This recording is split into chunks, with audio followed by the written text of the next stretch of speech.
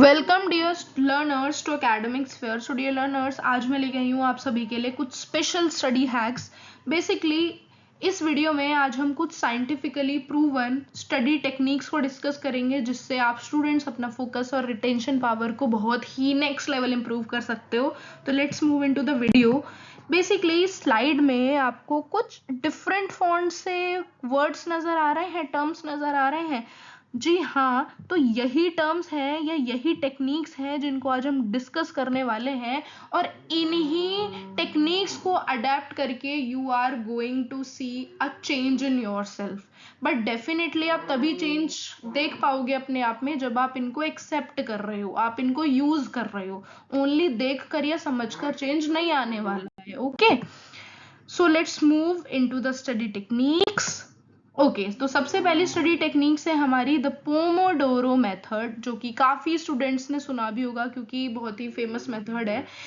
Famous method ये कहता है, या पोमोडोरो मेथड हमारा ये कहता है, आप किसी भी चीज को लंबे टाइम तक मत करते जाओ। अगर आप पढ़ रहे हो तो आप 25 से 30 मिनट एक चीज को पढ़ो और फिर 5 से 10 मिनट का ब्रेक जरूर लो।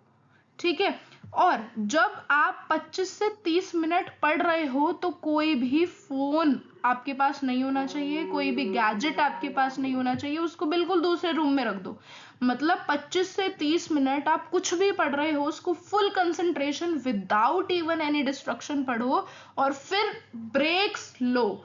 इससे क्या होगा, मेंटल फैटीग बिल्कुल भी नहीं होगा, आपका जो ब्रेन है वो फ्रेश रहेगा। आप पढ़ भी रहे हो कंसंट्रेशन के साथ, आप ब्रेक भी ले रहे हो, जिससे जो आपका माइंड है वो कुछ कुछ टाइम बाद रिलीफ भी हो जा रहा है, फ्रेश भी हो जा रहा है। तो ये तो बहुत ही इम्पॉर्टेंट मेथड है या बहुत ही यूजफुल मेथड है, क्योंकि कुछ कुछ बच्चे क्या होते हैं कि एक साथ ही 3-3 4-4 घंटे पढ़ रहे हैं, बट उनकी एफिशिएंसी माइंड की नहीं रहती। उनसे अगर कुछ आप पूछो 4-5 घंटे पढ़ने के बावजूद भी उनको चीजें रिटेन नहीं हो पाती हैं। क्यों? क्योंकि ब्रेक्स आर नेसेसरी। ठीक है, नाउ फेनमैन टेक्निक बहुत ही यूजफुल होने वाली है और आपकी वोकल स्किल्स को भी इम्प्रूव करेगी। इसमें हम क्या करते हैं, इसमें हम जो भी चीज सुनते हैं, लर्न करते हैं, सीखते हैं या लिख रहे होते हैं पहले, तो उसको ना हम इस तरह से बोलते हैं। यहाँ पे मेन फोकस क्या है, बोलना। उसको हम इस तरह से बोलते हैं कि आप उसको एज अ बिगिनर को समझा रहे हो। आप ऐसा समझ लो कि आपके पास एक ऐसा बच्चा है जिसको कुछ भी नहीं पता, ठीक है, और आप अपने टॉपिक को अगर उस बच्चे को उस तरह से समझा पा रहे हो, that means you are having deep understanding. अगर आप एक बिगिनर लेवल की तरह उसको नहीं पढ़ा पा रहे, नहीं सिखा पा रहे, दैट मीन्स आपको भी वो फुली अंडरस्टैंड नहीं हुआ है। तो फेनमैन टेक्निक ये कहती है, जो भी आप पढ़ रहे हो उसको बोलो जोर जोर से, और ऐसे बोलो आप जैसे टीचर हो और आपको एक बच्चे को पढ़ाना है जो कि बिल्कुल बिगनर है, जिसको इसका ए भी नहीं आता है। तो डेफिनेटली अगर आप उसको समझाने की कोशिश कर रहे हो तो दैट मीन्स आपको वो जो कॉन्सेप्ट है वो बिल्कुल क्रिस्टल क्लियर है। एंड ट्रस्ट मी, ये बहुत ही यूजफुल टेक्निक है। ओके, नाउ स्पेस रिपीटेशन का सिंपल सा मीनिंग होता है रिविजन। सिंपल सा मीनिंग क्या होता है डियर लर्नर्स, रिविजन। मतलब है कि आप चाहे 1 दिन पढ़ रहे हो, 2 दिन पढ़ रहे हो, 3 दिन पढ़ रहे हो, कॉन्टिन्यूसली आप पढ़ रहे हो, हर दिन आप पढ़ रहे हो, बट जो भी आप पढ़ रहे हो ना उसका एक फिक्स्ड इंटरवल पर रिविजन इज नेसेसरी। क्योंकि सिर्फ चीजों को मगअप करना नहीं होता।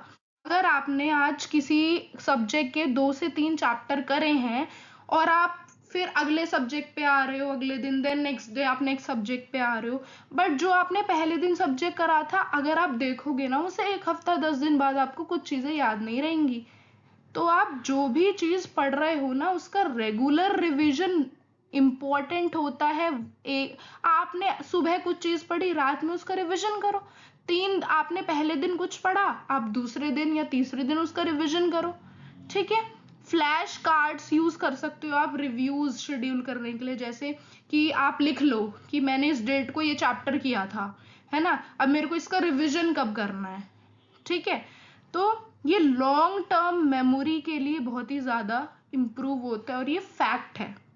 और ये फॉरगेटिंग भी रिड्यूस करता है, क्योंकि अगर आप एक चीज को एक हफ्ते पहले भी पढ़ रहे हो ना तो आपको याद नहीं रहेगी वो एक हफ्ते बाद। मल्टीपल रिविजन नेसेसरी है, सिर्फ करने से कुछ नहीं होता, उसका रिविजन भी नेसेसरी है, क्योंकि हमारा माइंड आज के टाइम पे इतना डेवलप्ड नहीं है ना, पता है ना डियर लर्नर्स, कि हम एक हफ्ते या 10 दिन पहले वाली चीज को याद रख पाए। हमें तो 2 दिन पहले जो चैप्टर पढ़ा था वो याद नहीं रहता है मैम, है ना। ओके, नाउ एक और हमारे पास प्रैक्टिस आती है, दैट इज ब्लर्टिंग प्रैक्टिस। ब्लर्टिंग प्रैक्टिस देख सकते हो आप क्या होती है। इसमें हम एक पेज को रीड करते हैं, या आप कोई भी मान लो बुक से, टेक्स्ट बुक से चैप्टर पढ़ रहे हो, आपने एक पेज को रीड करा और आपने बुक को क्या कर दिया, बंद कर दिया। अब आपने बुक को बंद करके देन आप एक नॉर्मल पेपर लो और उस पर लिखो जो भी उस पेज से आपने अभी पढ़ा था, आप क्या क्या रिकॉल कर पा रहे हो, ठीक है। फिर जो भी टेक्स्ट आपने लिखा उसको फिर अपनी बुक के पेज से चेक करो कि क्या आपने गलत लिखा, या क्या क्या मेन इंपॉर्टेंट की पॉइंट्स उस पेज में थे जो आप नहीं लिख पाए या नहीं रिकॉल कर पाए, उसको मार्क करो आप अपने स्पेसिफिक पेन से, है ना। इससे ये रिवील हो जाता है कि हमें क्या और सीखने की जरूरत है। नहीं तो बच्चे क्या करते हैं, ठीक है बुक पढ़ ली, कॉपी से कुछ कर लिया, ठीक है हमें हो गया याद, बट वो चेक ही नहीं कर रहे हैं कि हमें क्या नहीं आ रहा है, हमें क्या आ रहा है, वो लूप होल चेक ही नहीं कर रहे हैं, तो वो कहीं ना कहीं उनमें कमी रह जाती है इस बात पर, ठीक है। Now eat the frog. Eat the frog का मतलब है डियर लर्नर, स्टूडेंट्स की सबसे ज्यादा हैबिट होती है कि वो हार्डेस्ट सब्जेक्ट से भागते हैं।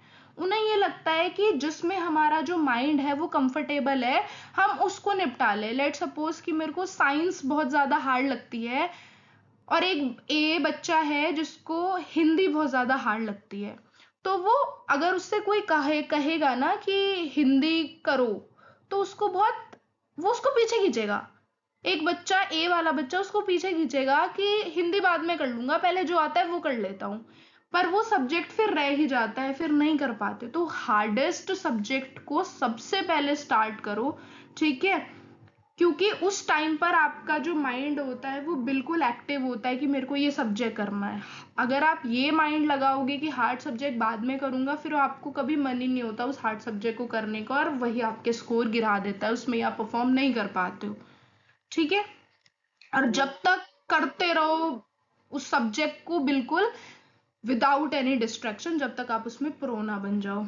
और पता है इससे कॉन्फिडेंस आता है कि चलो हार्ड सब्जेक्ट तो हमारा हो गया, अब इजी तो हम कर ही लेंगे, ठीक है। और जो हार्डेस्ट सब्जेक्ट्स होते हैं ना, उनके लिए आप पीक एनर्जी किस टाइम पर होती है, मॉर्निंग पर, वो यूज कर सकते हो मैक्सिमम फोकस के लिए, ठीक है।